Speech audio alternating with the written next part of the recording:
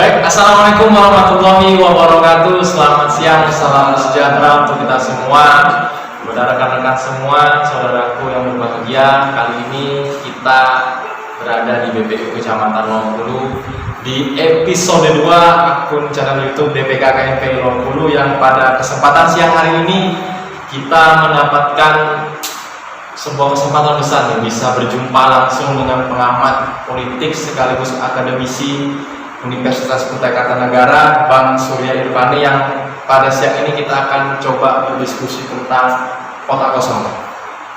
Mungkin apa kabar Bang Irfani? Alhamdulillah baik, sehat. Akhir-akhir ini kesibukannya apa nih Bang? Yang pertama kuliah sudah mulai, ya kan. Yang kedua ya mengamati dunia maya dengan ya khususnya berkaitan dengan fenomena kota kosong yang ada dengan Mas. Tidak berhenti untuk menulis Bang. Meskipun banyak komentar-komentar di bawah itu sampai ratusan saya lihat. Gak ada masalah. Gak ada masalah. Lanjut. Oh, tetap lanjut. Siap. Ya Bang. Menurut kacamata Bang Irfani, pilkada serentak di Kabupaten Kutai Kartanegara ini momentum apa sih Bang? Ya, kalau saya melihatnya ini momentum rekonsiliasi sebenarnya. Kenapa saya berani mengatakan begitu? Karena terpilihnya hanya satu calon tunggal dengan dukungan 9 sampai 10 partai politik, itu seharusnya juga tidak dimaknai semata-mata kemunduran demokrasi. Belum tentu, ya. Ketika misalnya petahana, misalnya calon tunggal yang sekarang ada itu memang faktanya elektabilitasnya tinggi, berarti kan itu berkorelasi bahwa pilihan parpol dengan pilihan publik dan masyarakat itu selaras. Jadi ini juga harus dilihat beda. Misalnya ada konteks dia tidak disukai oleh publik, kemudian dipilih oleh parpol, usung oleh parpol, nah itu lain cerita. Tapi ini kalau kemudian publik juga suka, dibuktikan dengan hasil survei elektabilitas yang tinggi, kemudian didukung juga oleh partai politik, wajar dong.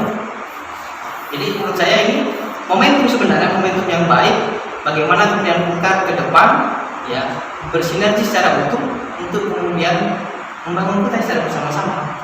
Saya kira itu. Artinya ini dengan bergabungnya semua partai bukan merupakan kemunduran demokrasi Bang? Menurut saya tidak selalu begitu. Ya, tidak selalu begitu. Saya ingin sampaikan sekali lagi bahwa ada kasus-kasus yang tadi saya contohkan, tidak diinginkan oleh publik, dipilih oleh parpol. Tapi kalau dipilih parpol tapi diinginkan juga oleh publik, nah ini yang menurut saya konteks kemunduran demokrasi itu belum tentu benar. Untuk konteks substansi menurut saya tidak pas. Tidak pas itu menurut demokrasi. Tidak pas. Ya Bang. Sekarang ini lagi ramai Bang isu-isu kota kosong digaungkan, dikampanyekan. Secara regulasi memang diperkenankan itu. Kota kosong itu dibenarkan oleh undang-undang, diatur, ya kan? Pasca keluarnya keputusan Mahkamah Konstitusi, di mana kala itu kalau ada calon tunggal maka pilkada ditunda, ya kan? Nah, kenapa sampai ada keputusan Mahkamah Konstitusi untuk kemudian memberikan ruang kepada calon tunggal tetap maju? Justru karena ingin menghargai hak demokrasi dari si pendukung calon tunggal. Kalau mereka ditunda kan berarti mereka dikebiri juga dong. Adalah kemudian konteks kota kosong itu istilah populer sebenarnya, lebih tepat sih kolom kosong, karena di surat suara KPU nanti hanya akan ada calon, ada 2 kolom, satu kolom yang bergambar calon dan satu bergambar kosong, dengan kolom kosong. Jadi tidak ada yang melarang untuk kemudian memilih kota kosong karena mereka dilindungi oleh undang-undang. Ini tidak ada masalah sebenarnya dengan ini. Yang perlu nanti mungkin nanti kita ulas apa konsekuensinya, yang paling penting itu. Oke, Bang. Fenomena kota kosong ini baru pertama kali di Kutai Kartanegara. Ya. Jadi merupakan satu barang baru di Kutai Kartanegara. Nah, ketika ini saya perhatikan, saya amati nih, sekarang muncul nih Bang, relawan kota kosong yang mengkampanyekan ketika memilih kota kosong itu kita jauh lebih baik. Kutai Kartanegara akan dipimpin oleh pemimpin pusat misal gitu kan, yang lebih memahami kondisi kita di sini, itu gimana menurut kacamata Bang Firman? Ya, saya tidak ingin berasumsi, tapi saya lebih senang kalau kemudian kita mendasarkan kepada pijakan yang pasti. Apa pijakannya? Pijakannya adalah regulasi, undang-undang. Saya ingin sebutkan bahwa ada Undang-Undang 23 tahun 2014, Undang-Undang tentang Pemerintahan Daerah yang sudah 2 kali mengalami perubahan sampai terakhir Undang-Undang Nomor 9 tahun 2015. Dijelaskan di situ bahwa dalam konteks perencanaan pembangunan daerah diperlukan dokumen perencanaan pembangunan daerah terdiri dari 3, sebutkan di sini. RPJPD yang 20 tahunan, RPJMD yang 5 tahunan, dan RKPD yang 1 tahunan. Pertanyaannya, kalau kemudian kolom kosong itu menang, kotak kosong itu menang, siapa yang susun RPJMD? Apakah pejabat kepala daerah punya kewenangan itu? Tidak. Tidak. Dan ingat, Kutai Kartanegara pilkadanya 2020. Kapan pilkada lagi? Nanti 2024. Jadi ada rentang waktu kurang lebih 3,5 tahun bukan akan tanpa RPJMD. Pertanyaannya, kita bisa berbuat apa tanpa itu? Ya. Makanya kalau ada narasi yang mengatakan kita akan lebih baik, saya justru bertanya-tanya, lebih baik dan seperti apa gitu ya kan, yang disuarakan oleh berbagai pihak itu. Ya, saya coba mengeksplor gitu ya, mengelaborasi konteks lebih baiknya itu nggak ketemu saya. Di mana lebih baiknya?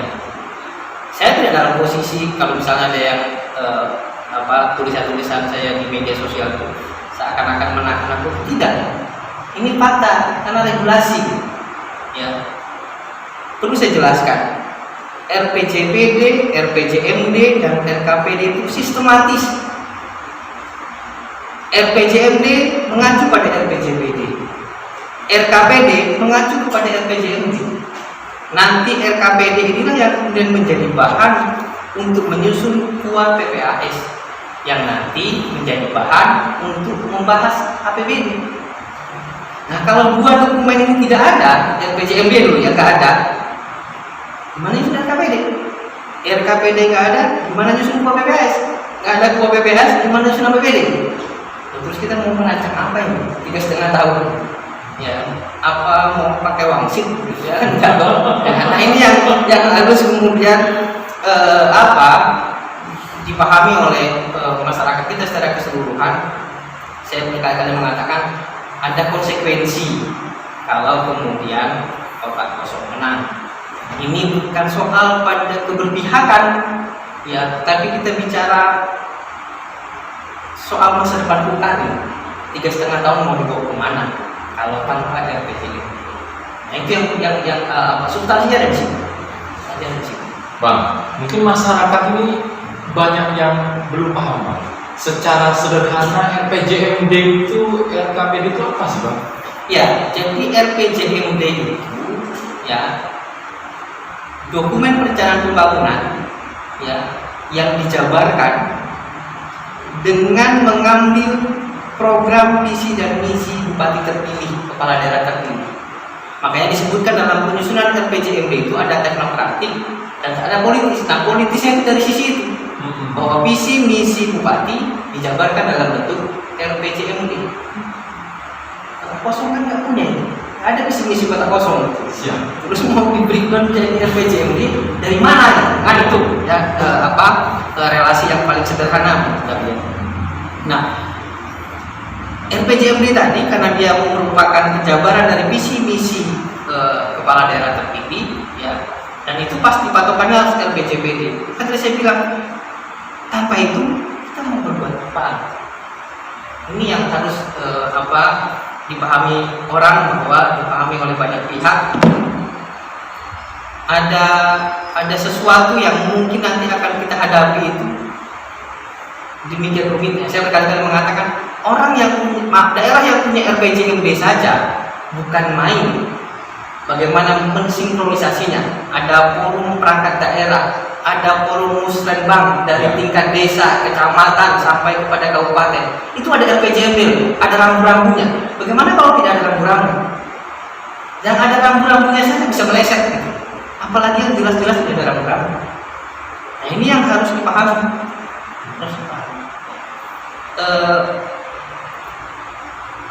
Banyak yang mengacu pada konteks Makassar.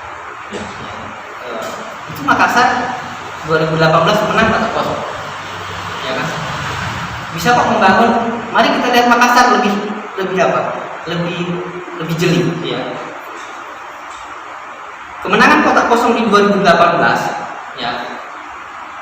Pada tahun pertama pejabat kepala daerahnya, pejabat wali kotanya itu menggunakan RPJMD periode sebelumnya 2015-2019. Selesai itu nggak ada lagi. Pada tahun 2020 menurut berita yang saya baca, mereka diarahkan oleh Kementerian Dalam Negeri menggunakan RPJPD dan juga Sustainable Development Goals, ya, dokumen yang menurut saya itu dokumen global karena itu produk kesepakatan internasional yang dimotori oleh PBB. Saya nggak bisa membayangkan kita yang bertahap RKPD, RPJMD, RPJPD, RPJMD provinsi, RPJMN nasional, ya kan? Tiba-tiba mau mengacu yang urusan dunia, ya kan? Kan jauh sekali. Bukan berarti tidak baik, tapi kita bicara regulasi. Undang-Undang 23 2014 tentang pemerintahan daerah itu jelas menyebutkan itu. Bahwa dokumen perencanaan daerah 3 aja disebut. Rencana pembangunan jangka panjang daerah, rencana pembangunan jangka menengah daerah, dan rencana kerja pemerintah daerah. Makanya ketika merujuk kepada Kota Makassar, yang pertama lihat dulu konteksnya. Ya, lihat konteks Makassar itu nggak lama, tapi kita 3,5 tahun nih, 3,5 tahun. Makassar ya kurang lebih 2 tahun lebih. Itu pun saya meyakini bukan hal yang gampang buat Makassar. Satu. Yang kedua, rujukan itu menurut saya kurang berkaitan dengan perbedaan status. Makassar itu kota, bahkan ia menjadi salah satu kota metropolitan di Indonesia. Kalau nggak kota nomor 4, nomor 5. Jakarta, Surabaya, Medan, Bandung, Makassar. Tidak salah itu urutannya. Antara dua, kalau nggak Makassar duluan apa Bandung duluan. Bicara status, kita kabupaten, dia kota. Permasalahan tentu tidak sekompleks kabupaten. Kemudian kita bicara luas wilayah. Saya cek luas wilayah Makassar itu 199 km persegi. Mau tahu Kutai berapa? Kutai itu 26.000 sekian. Jadi Kukar ini kurang lebih 131 kalinya Makassar. Itu baru bicara luas wilayah, belum lagi kompleksitas kondisi geografis. Seharian kita keliling Makassar, selesai. Seharian keliling Kukar, mungkin baru nyampe Lobulu itu, ya, belum ke Sungai Payang, belum kemana itu belum selesai, ya kan? Jadi kompleksitas ini yang kemudian, ayo dong kita fair melihatnya, objektif melihatnya. Saya tidak mengatakan mereka salah merujuk, tapi ya menurut saya tidak cukup objektif dengan rujukan Makassar konteks kota. Secara sederhana tadi Bang bilang, kita tidak bisa menyusun APBD Bang ya. Ya. Seperti sekolah itu, saya contoh ada biaya operasional sekolah yang ditanggung oleh APBD. Ya. Ketika itu kita tidak memiliki bupati definitif, artinya apakah nanti APBD yang dikeluarkan uang untuk membiayai sekolah-sekolah yang ada di Kutai Kartanegara itu akan tidak ada Bang? Saya ingin sampaikan begini ya. Jadi Undang-Undang 23 2014 itu sebagai undang-undang utama ya dalam konteks pemerintahan daerah itu juga menyusun mekanisme ber-APBD. Ya kan? Yang namanya mekanisme ber-APBD belanjanya ditentukan dong. Ya. Saya ingin tegaskan sekali lagi. Ini mungkin juga banyak yang tidak tahu. Ya. Sekarang berlaku yang disebut dengan Permendagri 90 2019. yang mengatur tentang klasifikasi, kodifikasi, dan nomenklatur perencanaan pembangunan daerah dan keuangan daerah. Ya, jadi nanti RKPD itu harus melihat itu. Jadi kalau misalnya belanja urusan pemerintahan bidang pendidikan itu sudah jelas, rinciannya sudah jelas. Program kegiatan sudah ada. Ya.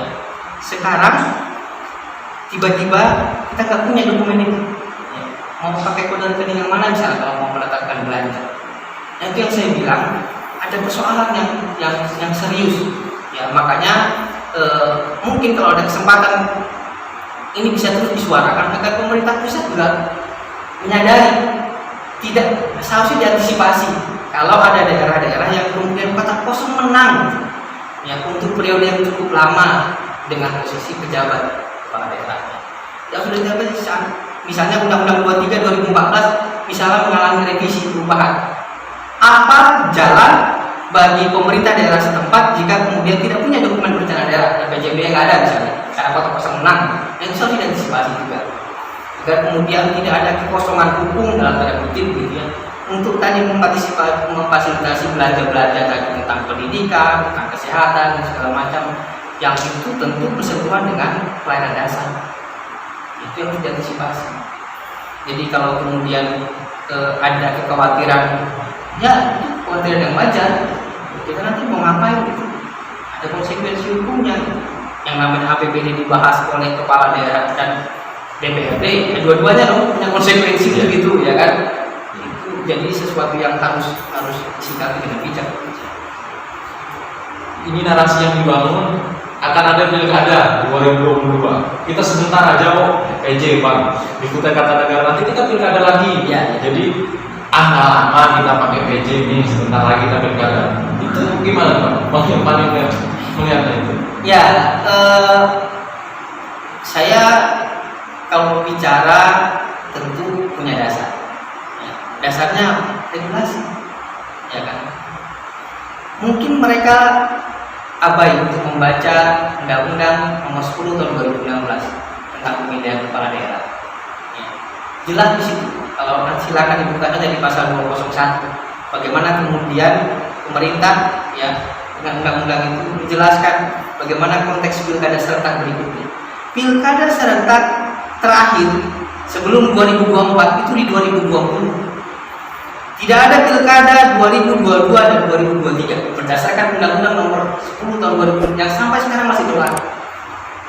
Kalau kemudian ada yang mengatakan 2022, 2023 akan ada pilkada, itu wacana yang sekarang mulai didengungkan. Kenapa? Karena ternyata di tahun 2022 dan tahun 2023 itu ada sekian banyak yang jabatan kepala daerahnya, masa jabatan kepala daerah habis. Pilkada 2017 itu habis di 2022. Hasil pilkada 2018 habis di 2023. Tapi ingat, undang-undang menyebutkan di situ di Undang-Undang 10 2016 tadi, yang habis masa jabatannya di 2022 dan 2023 akan ditunjuk pejabat kepala daerah. Bukan ada pilkada, tapi ada pejabat kepala daerah. Itu undang-undang. Undang-undang, boleh dicek, silakan. Pemilu pilkada serentak 2022 dan 2020 itu wacana. Dengan asumsi nanti pilkada serentak 2024 gak ada, tapi diundur ke 2027. Pernyataan Tito Karnavian Mendagri kita sampai dengan hari ini pilkada serentak masih 2024. Belum ada pembahasan dengan DPR RI berkaitan dengan perubahan itu. Jelas dong? Ya kan? Jadi kalau mengatakan itu menakut-nakuti saja itu. Kita tidak 3,5 tahun kok PJ, tapi 2 tahun aja. Bukan saya yang berwacana, saya bicara undang-undang. Justru mereka yang mengatakan itu yang justru mungkin berwacana, karena belum ada perubahan undang-undang. Bang Irfani melihat ini rame-rame sebagian orang dengan yang mengkampanyekan kota kosong, mengajak masyarakat kota kosong.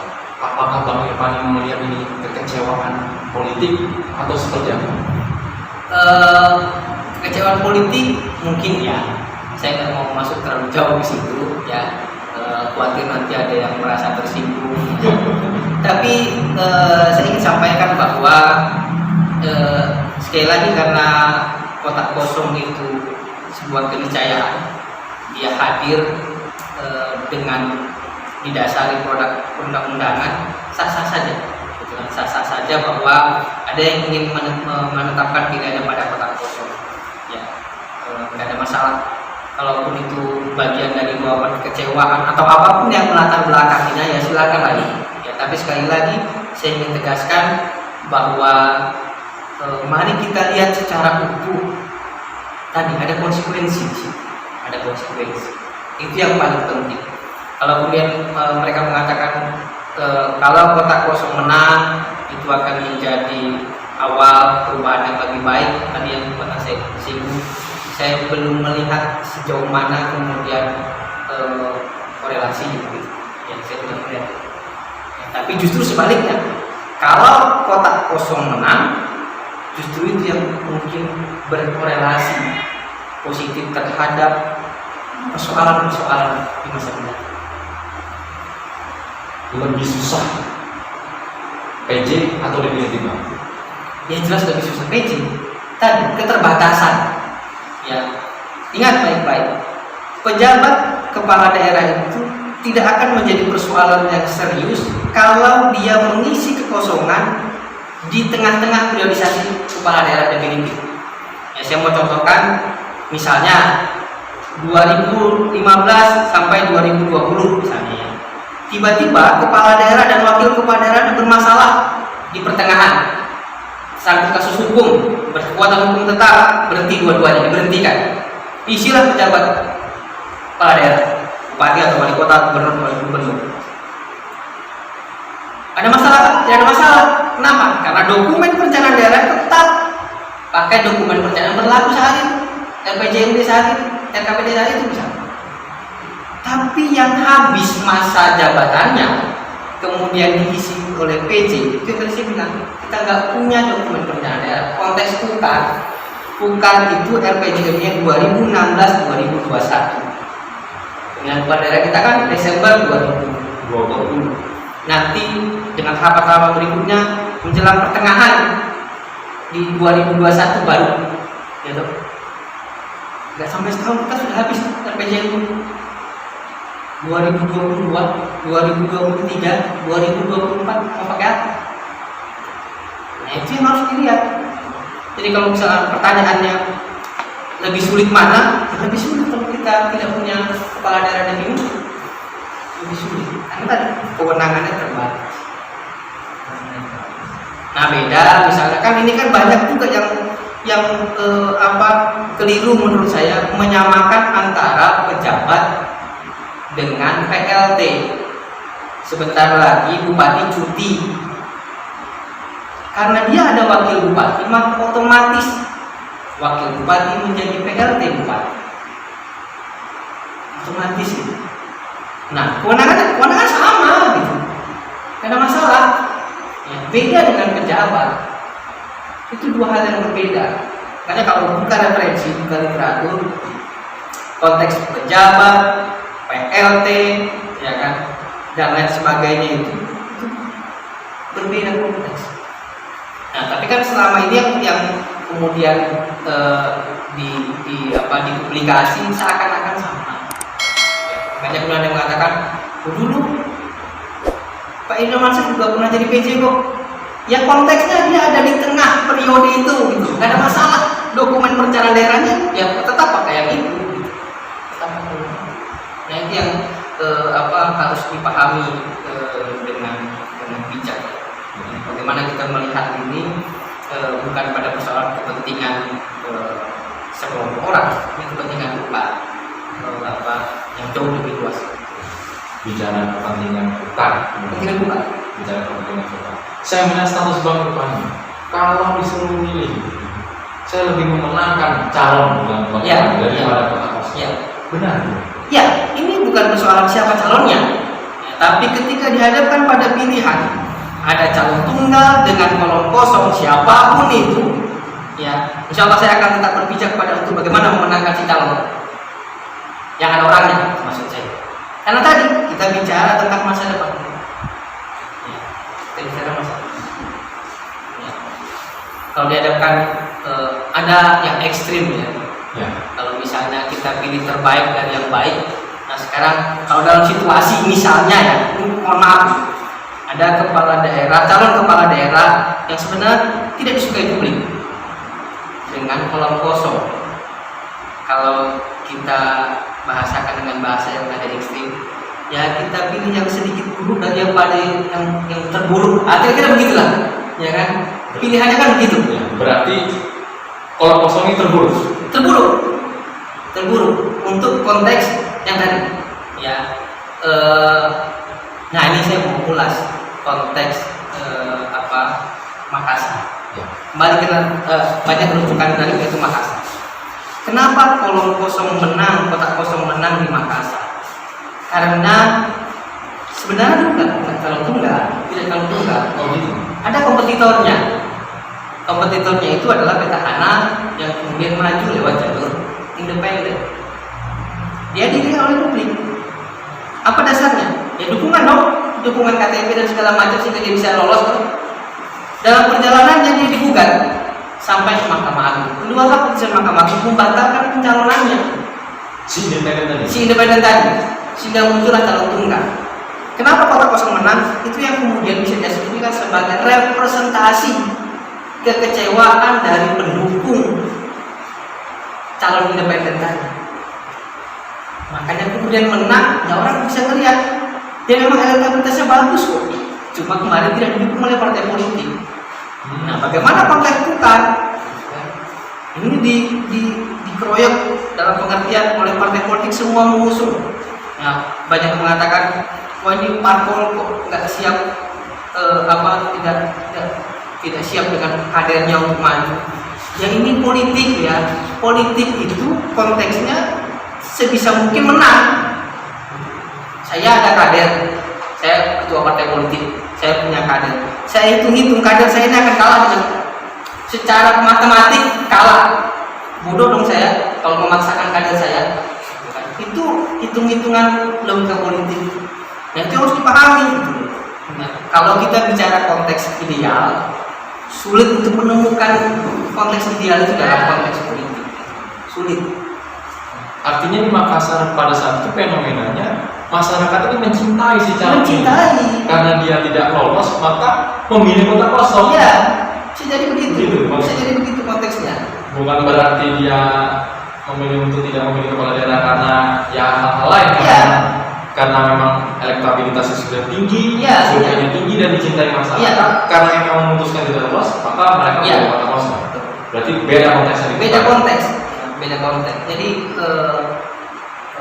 pasti atau tidak pasti orang Makassar ya, tapi dari fenomena itu saya beranggapan itu representasi suara calon independen yang gagal maju. Itu representasi dari suara. Ya, kalau boleh saya dikasih closing statement memang untuk masyarakat yang menonton, terutama Kecamatan Lokulan lebih luas lagi terkait kotak kosong ini. Pesan apa Bang Madi yang ingin disampaikan bahwasannya ketika kita hadirnya kosongnya pemimpin di sini, konsekuensinya dan secara singkat dan secara sederhana mungkin Bang Madi bisa sampaikan kepada publik. Ya, intinya bahwa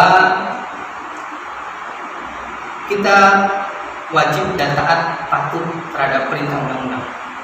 Ya. Undang-undang mensyaratkan bahwa perencanaan pembangunan daerah ada dokumennya. Artinya tanpa atau ketiadaan dokumen itu jadi persoalan. Maka untuk masyarakat tukar, mari bijak untuk melihat itu secara lebih komprehensif, lebih menyeluruh. Akan ada konsekuensi logis yang berkaitan dengan peluang kemenangan kotak kosong di Tukar yang nanti akan berimplikasi terhadap potensi terhambatnya pembangunan itu. Jadi ini soal ketaatan dan kepatuhan terhadap produk pembangunan. Menurut saya itu yang paling perlu untuk kemudian secara masif ya diperdengarkan kepada banyak pihak. Ya, ini bukan persoalan emosi sesaat. Ya, hitungan menit, hitungan detik ketika orang mencoblos, dampaknya, implikasinya, konsekuensinya beberapa tahun ke depan. Maka sebetulnya bijaklah dengan pilihan. Saya tidak dalam posisi menakut-nakuti, saya tidak dalam posisi menggiring atau memaksa orang untuk kemudian pilih calon, tidak. Ya, tapi sekali lagi ada konsekuensi di balik. Dan sekali lagi, hakim memilih calon kosong itu apakah terburu? Menurut saya untuk konteks KUKAN dengan ketiadaan dokumen perencanaan daerah pasca 2021 itu buruk. Cukup Bang? Saya kira cukup. Oke, terima kasih pada Bang Surya Irbani, Komisi sekaligus pengamat politik di Universitas Kutai Kartanegara. Saya rasa beliau sudah kupas tuntas pertemuan kita pada siang hari ini. Selamat menyaksikan dan selamat mencerdaskan diri kita semua karena sudah dikupas tuntas di akun channel YouTube kami. Sampai ketemu di pertemuan berikutnya. Saya selaku host di channel YouTube DPKK MPI 20. Mohon maaf apabila salah kata dan kekurangan. Sampai ketemu. Assalamualaikum warahmatullahi wabarakatuh. Terima kasih Bang Irbani.